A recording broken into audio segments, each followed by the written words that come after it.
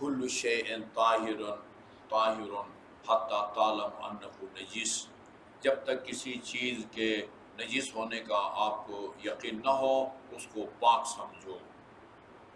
کسی چیز کو نجس ڈکلیئر کرنے کے لیے آپ کو یقین ہونا چاہیے کہ یہ نجس ہو گئی ہے، یہ چیز خون لگا ہے، پیشاب لگا ہے، پاخانہ لگا ہے، کسی منکر خدا نے، ہندو نے گیلا ہاتھ لگایا، یہ ہے، یعنی کسی چیز کو نجس ڈکلیئر کر کے اس پر نجس والے احکام لاگو کرنا چاہیں تو اس کے نجس ہونے کا آپ کو یقین ہونا چاہیے۔ اچھا، کسی چیز کو پاک ڈکلیئر کر کے اس کے اوپر پاک کپڑا، پاک برتن، پاک بدن والے احکام لاگو کرنا چاہیں، اس کے لیے اس کا مشکوک ہونا کافی ہے۔ ایک لباس پڑا ہوا ہے، ہاں، اور وہ اس کے بارے میں شک ہو کہ یہ پاک ہے یا نجس ہے، وہ کہتے ہیں پاک کرو۔ مجھے یاد ہے امام خمینی رحمۃ اللہ علیہ، وہ زندہ تھے، قم میں ان کی جو یعنی افتتاح کا آفس ہے، دنیا بھر سے جہاں وہ سوالات آتے ہیں وہاں سے جواب دیے جاتے ہیں۔ میں ایک مسئلہ لے کے ان کے دفتر میں گیا ہوا تھا، ایک سید تھے، ان کا نام سید جعفر کریمی تھا۔ وہ شروع میں نجف سے ان کے ایران سے جلا وطنی، اور پھر نجف، اور پھر فرانس، انقلاب کے آخر تک اور انقلاب کے بعد تک وہ بندہ ان کے ساتھ تھا، سید جعفر کریمی۔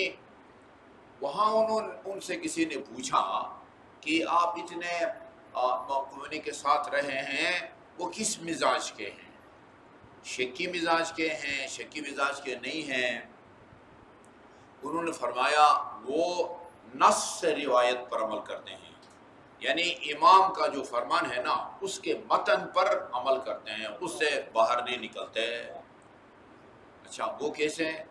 کہا ہم آخری دفعہ جب عراق سے نکلنے کے لیے نا نجف سے نکل کے بغداد پہنچے، بغداد کے ایک ہوٹل میں ہم ٹھہرے، بغداد دارالخلافہ ہے، وہاں ہوٹلوں میں مسلمان بھی ٹھہرتا ہے، غیر مسلم بھی ٹھہرتا ہے، شیعہ بھی ٹھہرتا ہے، غیر شیعہ بھی ٹھہرتا ہے۔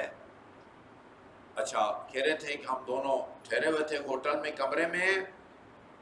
کہا میں اپنا، کہا انہوں نے کہ میں ہوٹل والا تولیہ استعمال نہیں کرتا، نہا کے ہوٹل والے تولیہ سے اپنے بدن کو، جسم کو خوش نہیں کرتا، میں نے اپنے ساتھ اپنا اسپیشل تولیہ رکھا ہوا ہے۔ کہا میرے سامنے امام خمینی نہائے، اور نہا کے ہوٹل کا جو تولیہ تھا اسی سے اپنے بدن کو خوش کر کے انہوں نے نماز پڑھی۔ کل شیء طاہر حتی تعلم انہ نجس، وہ اس روایت پر عمل کرتے ہیں۔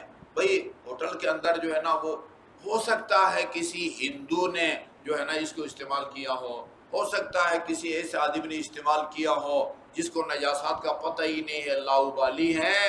نہیں، ان جو ہے نا شکوک و شبہات کی پرواہ مت کرو، جب تک یقین نہ ہو کہ یہ کپڑا یا یہ پلیٹ یا بدن نجس ہو گیا ہے اس کو پاک ڈکلیئر کرو۔ یہ کتنی بڑی سہولت ہے کہ کسی چیز کو پاک سمجھ کے اس پر پاک والے احکام لاگو کرنا ہو، اس کا مشکوک ہونا کافی ہے۔ اگر اس کو نجس سمجھ کے اس کو بچنا آپ چاہیں، پھر آپ کو یقین ہونا چاہیے کہ یہ نجس ہے۔